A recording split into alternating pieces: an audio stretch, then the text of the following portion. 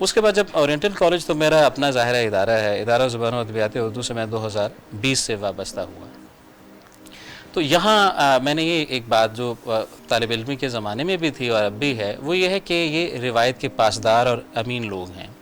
یہاں اساتذہ کا احترام اور خاص طور پر اس عمارت سے، ٹھیک ہے، جو سرخ اینٹوں کی عمارت ہے، اس سے ایک دلچسپی وہ بھی موجود رہتی ہے۔ تو طالب علموں میں، اور پھر یہ میں ایک اور آپ کو بات بتاؤں کہ ہمارا وہ طالب علم جس کو لگتا ہے کہ وہ شعر میں یا ادب میں آگے جا سکتا ہے، اس کی پہلی ترجیح میں مجھے ایسا لگتا ہے کہ وہ اورینٹل کالج ہے۔ تو اگر آپ دیکھیں گے تو اپنے زمانے کے جو بہترین شاعر گزرے ہیں، مقبول شاعر گزرے ہیں، بہترین شاعر گزرے ہیں،